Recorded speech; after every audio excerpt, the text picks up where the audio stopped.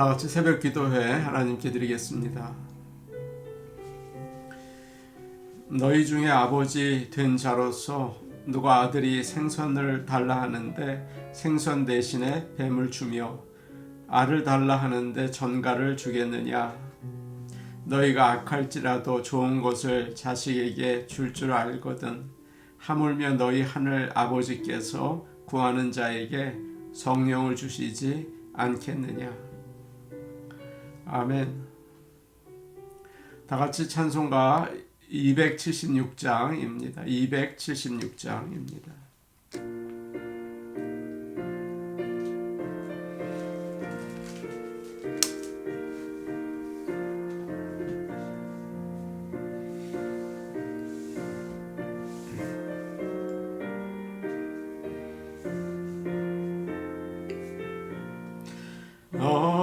아버지여 이 죄인을 용납하여 주시고 예수님의 이름으로 구원하여 주소서.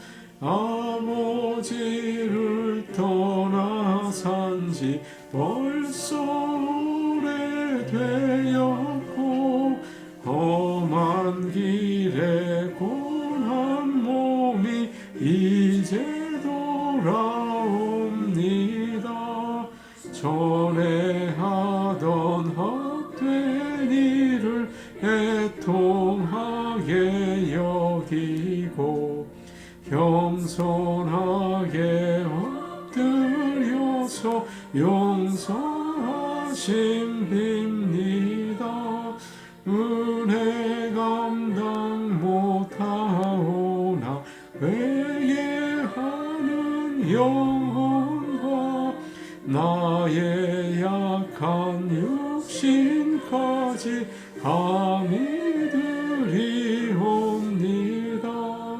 나의 죄를 사하시려 주님 죽으셨으니 공로를 의지하여 주만 의지합니다. 아버지여 용납하사 나를 품어주시고 주의 사랑 품 안에서 길이 살게 하소서.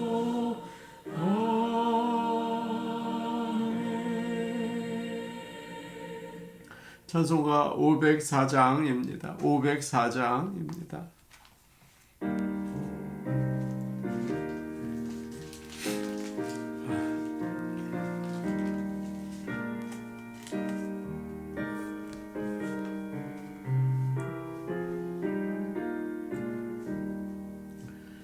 주님의 명령 전할 사자여 구원의 소식 손에 들고서 그 소식 널리 전파하여서 주님의 길을 곧게 닦아라. 거친 사막도 늪을 건너서 밀림과 바다 높은 산 넘어 주저치 말고 힘을 다하여 주님의 길을 얘기하여라. 믿음으로 그 길을 닦아서 약속의 성취 보게 하소서. 싸움이 없고 다툼 그칠 때 평화의 왕 오시리로다.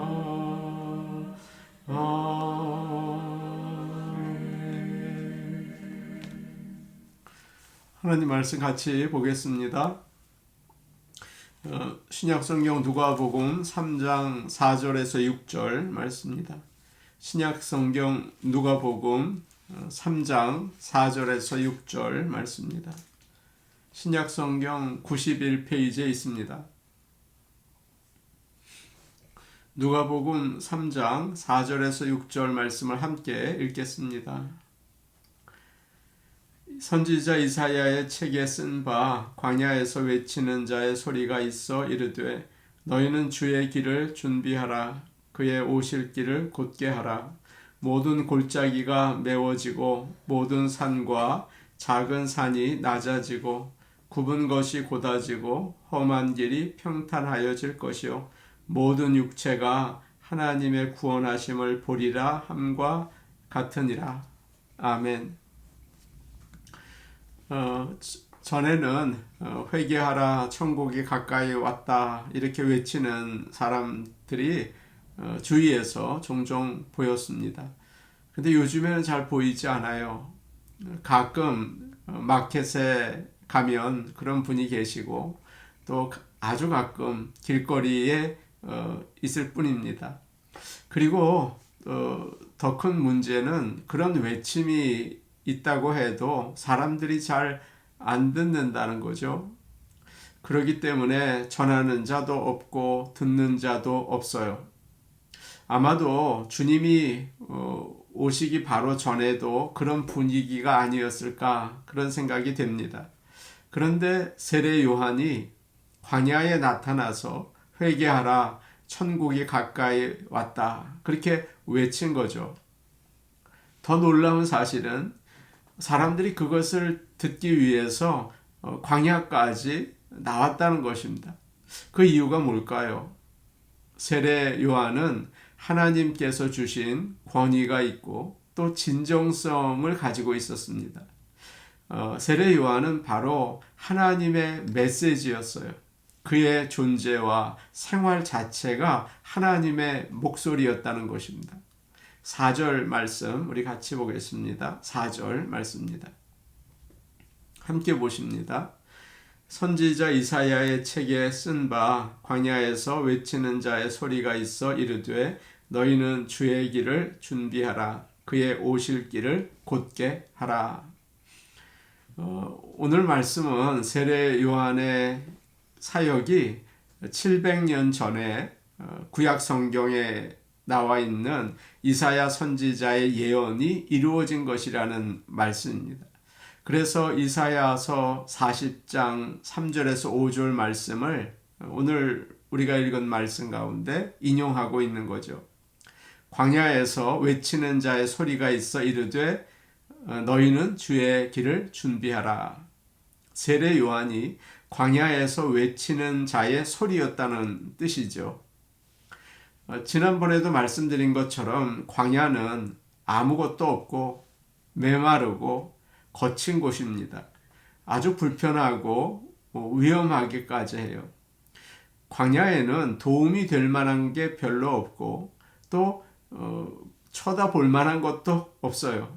하늘만 볼 뿐입니다. 그렇기 때문에 사람들을 겸손하게 만들고 하나님만 의지하게 도와주는 곳이기도 하죠. 그래서 많은 믿음의 사람들이 광야에서 연단을 받고 하나님의 음성을 들을 수 있었던 것입니다. 모세도 그랬고 예수님께서도 광야에서 금식하시고 기도하셨죠.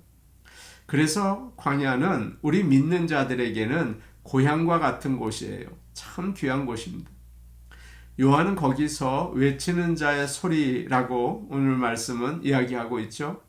하나님의 목소리라는 뜻입니다.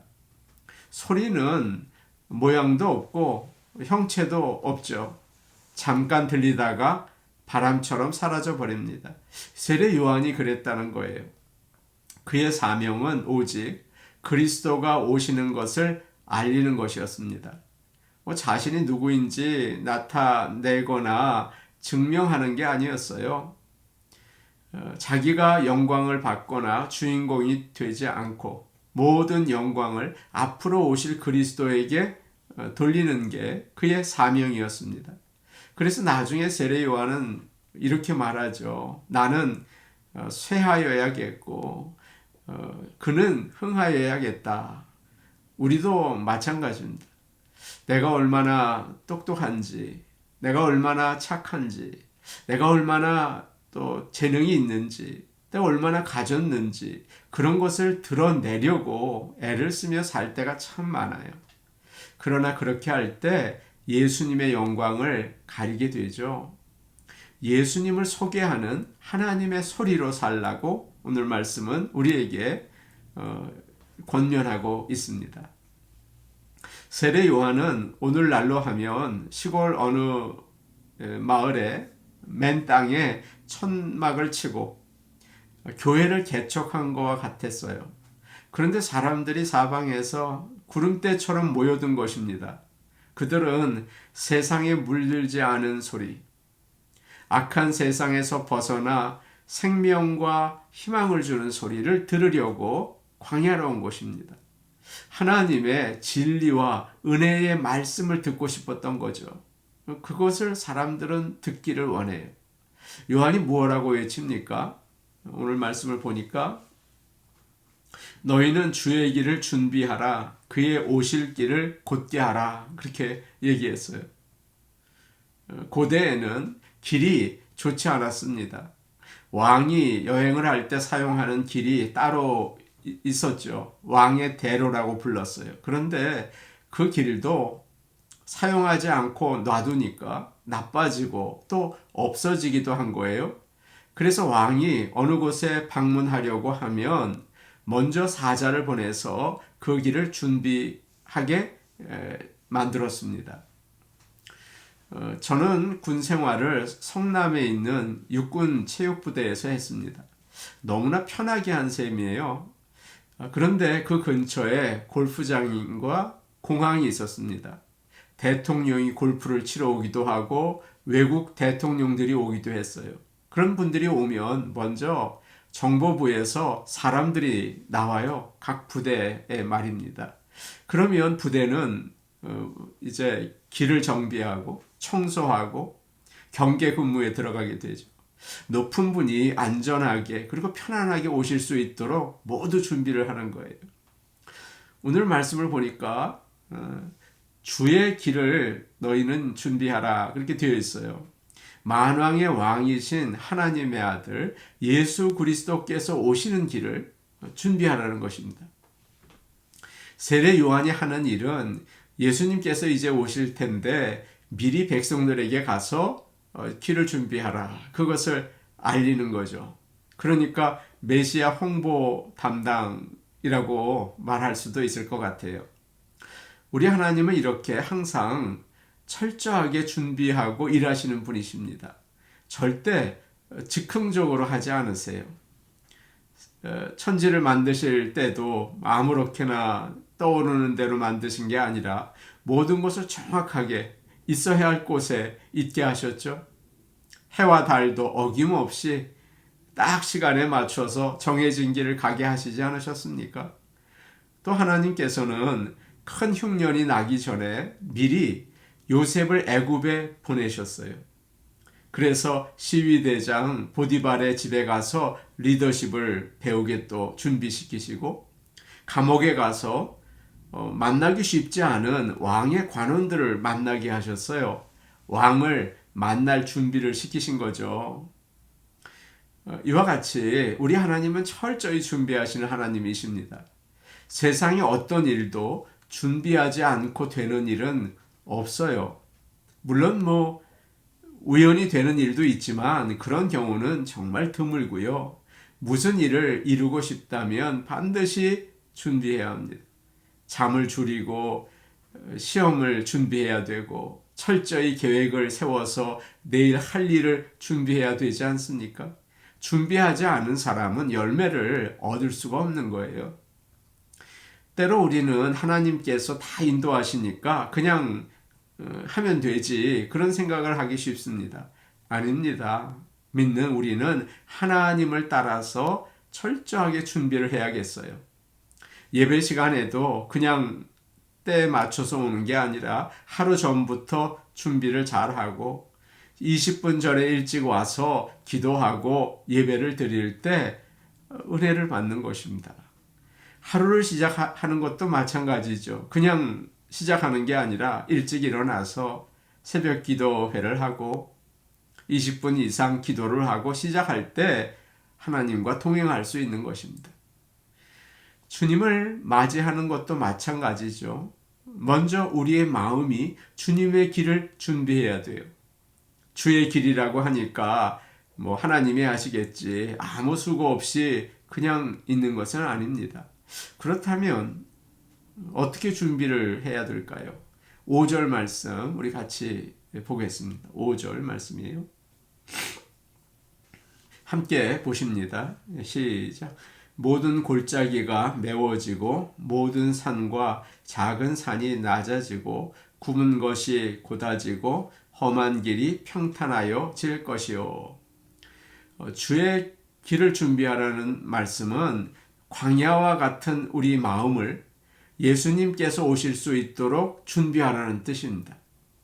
우리의 마음은 참 아주 좋은 길처럼 되어 있지 않아요. 우리 마음에는 깊은 골짜기도 있습니다.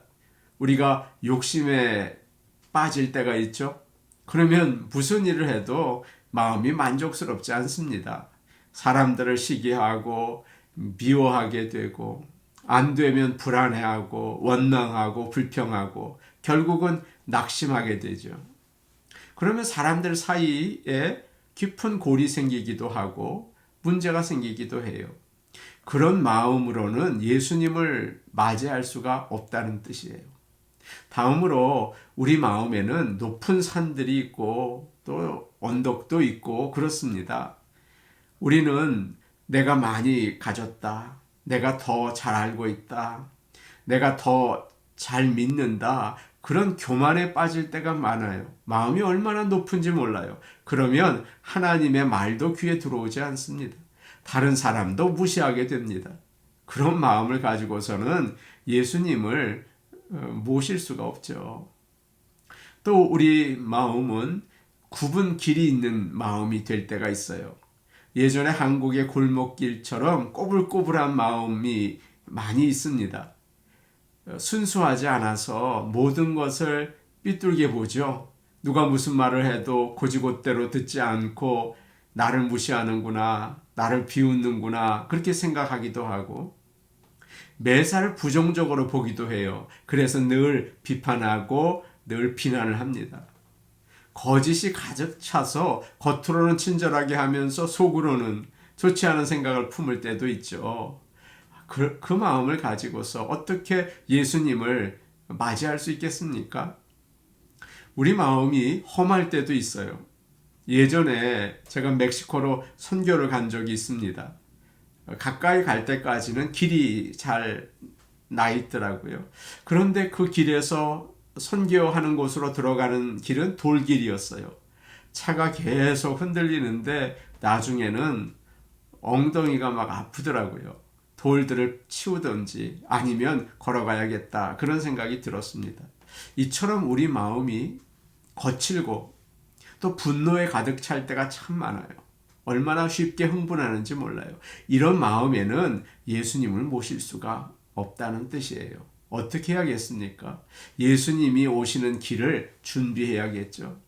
골짜기는 메우고 산은 깎고 굽은 길은 펴고 험한 길은 평평하게 해야 합니다. 정지 작업이 있어야 돼요. 그래야 예수님이 오신다고요. 다시 말해서 우리는 이런 죄를 회개해야 합니다. 탕자가 아버지를 떠나서 먼 나라에 가서 마음대로 살다가 망하게 되었죠. 근데 참 다행스러운 일이 있어요. 그는 자신의 잘못을 깨닫고 돌아가기로 결심을 합니다. 아들이 다시 돌아와서 올 때 아버지가 달려나가서 안아주고 받아주죠. 죄는 우리의 마음을 울퉁불퉁하게 만들어요. 주님이 오시지 못하게 막고 있어요. 그래서 우리는 먼저 회개해서 그 길을 준비해야 한다는 말씀이에요. 오늘 아침에도 우리가 기도로 또 회개하면서 주의 길을 준비할 수 있으면 참 좋을 것 같습니다. 6절 말씀 마지막으로 보죠. 6절 말씀입니다. 함께 보십니다. 시작. 모든 육체가 하나님의 구원하심을 보리라 함과 같으니라. 이 말씀은 주님이 오시는 길을 평탄하게 할 때 하나님의 구원, 예수 그리스도를 보게 될 것이다. 그런 축복의 말씀입니다. 이 말씀은 누구나 다 하나님께서 구원하신다는 뜻이 아니에요. 주의 길을 준비하는 사람은 누구나 구원을 받을 것이다. 그런 말씀이죠. 미국에 와서 놀란 게 있습니다. 길이 정말 잘 나 있어요. 여행을 하다 보면 깜짝 놀라요. 어느 시골에 가도 길이 잘 나 있어요. 주소만 알면 집 앞까지 갑니다. 길이 잘 나 있는 게 중요하죠. 오늘도 우리가 회개함으로써 예수님이 오시는 길을 잘 준비하여서 주님을 맞이하는 그런 복된 성도들이 다 되실 수 있기를 축복합니다. 아멘. 우리 같이 기도하시겠습니다. 우리의 죄를 생각나게 하시고 회개하게 하옵소서. 높은 교만한 마음, 또 욕심이 많은 골짜기 마음, 그리고 삐뚤빼뚤한 그런 비뚤어진 마음, 거친 분노의 마음, 하나님께서 회개할 수 있는 영을 허락하셔서 회개하고 예수님을 우리 마음에 모실 수 있게 하여 주시옵소서. 사순절 릴레이를 저희가 기도하고 있습니다. 하나님께서 힘과 기도의 영을 부으셔서 끝까지 잘 완주할 수 있게 도와주시옵소서. 오늘은 서군자 권사님 딸 캐론을 위해서 기도하려고 합니다. 우리 캐론이 치료를 받기 위해서 의사를 찾고 이제 어레인지 맞는 의사를 만나기 위해서 하고 있는데 그 일이 형통하게 잘 되고 치료를 온전히 받아서 치유될 수 있도록 기도해 주시기 바랍니다. 우리 같이 기도하겠습니다. 오늘 오신 아버지 하나님, 오늘 세례 요한의 그 모습을 통해서 주의 길을 예배하라는 메시지를 들었습니다. 하나님 아버지, 예수님이 오시도록 준비하는 마음이 되기를 원합니다. 우리 마음에 높은 마음이 있다면, 교만한 게 있다면 아버지 용서하시고 겸손한 낮은 마음을 허락하여 주시옵소서. 아버지 욕심에 사로잡혀서 그래서 정말 깊은 골짜기 같은 웅덩이가 있다면 아버지여 다 제거하여 주시옵소서. 또 우리 마음에 굽어진 마음이 있어서 주님의 말씀도 바로 듣지 못하는 그런 구부러진 비뚤어진 마음이 있습니다. 아버지 하나님 곧게 해주시옵소서. 용서해 주시옵소서. 아버지 하나님 거친 마음이 있습니다. 화를 내고 또 사람들에게 상처를 주는 마음이 있어요. 용서하여 주시옵소서. 용서하여 주시옵소서. 그래서 예수님이 오실 때 잘 맞이할 수 있도록 우리의 더러워진 마음을 주여 용서하여 주시기를 간절히 바라고 원합니다. 아버지 하나님, 사순절 릴레이 기도를 하고 있습니다. 모든 성도들이 진실된 마음으로 주님을 부를 때 아버지 하나님 그 기도에 귀 기울여 주시고 아버지 우리 모두가 합력하여 정말 놀라운 하나님의 역사를 우리가 체험하는 시간이 되게 도와주시옵소서. 서군자 권사님 딸 캐롤을 위해서 기도합니다. 아버지 하나님, 치유의 과정이 힘들고 어렵지만 주님께서 형통하게 열어주시고 아버지께서 그 딸을 깨끗하게 치유해 주시기 원합니다. 아버지 불쌍히 여겨 주옵소서. 우리의 기도를 들으시고 치유를 베풀어 주옵소서. 예수님 이름으로 기도하옵나이다. 아멘. 오늘 오신 아버지 하나님, 우리가 정말 교만한 마음이 있습니다. 나에게 정말 부끄러운 욕심이 많이 있습니다. 아버지 하나님, 또한 비뚤어진 마음으로 모든 것을 볼 때가 있습니다. 또한 거칠고 분내는 마음이 있습니다. 아버지 용서하여 주옵소서. 용서하여 주시옵소서. 정말 불쌍히 여겨주시고 우리를 변화시켜 주시옵소서. 예수님 이름으로 기도하옵나이다. 아멘. 오늘도 복된 하루 되시기 바랍니다. 개인 기도하시겠습니다.